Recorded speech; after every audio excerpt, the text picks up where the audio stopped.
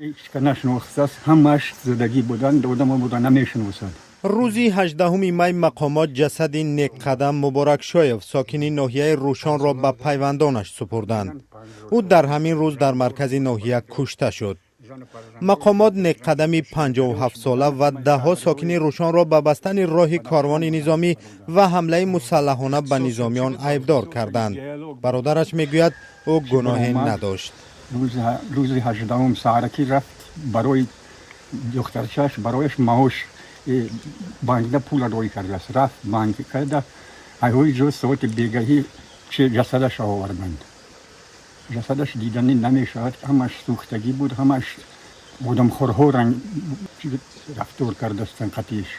قبلا آمادگی پوره جنگی گرفته. مقامات گفتند گروه های جنایتی مسلح یک افسر را کشتند و 13 نفر را زخمی کردند. این را دلیل آغاز عملیات ضد تروریستی نامیدند.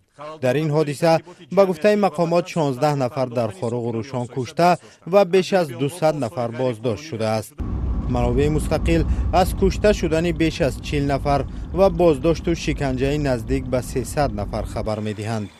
ساکنان میگویند حکومت به مردم بیگناه حمله کرد و کسی از تظاهرگران که برای پیشگیری از خونریزی در خاروق راه نظامیان را بستند مسلح نبود.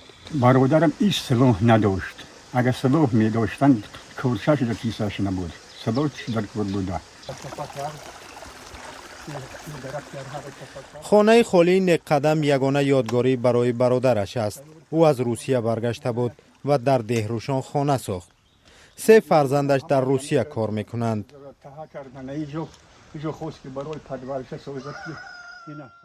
هر چیزی چه کار خدا میکنه.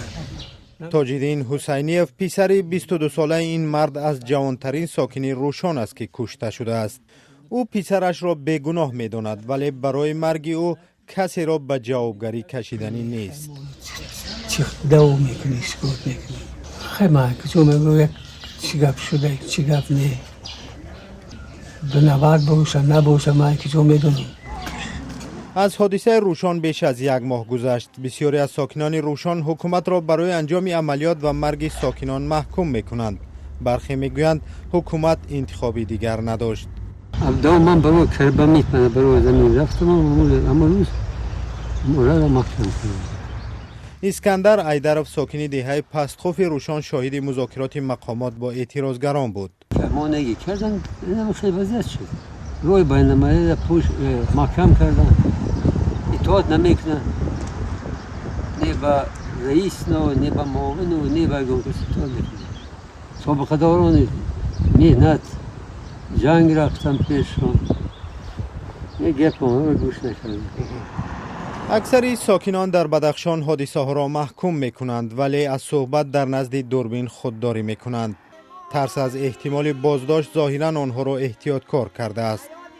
زندگی دوباره به مجرای قبل برمی گردد ولی آثار غم و غصه هنوز باقی مانده است.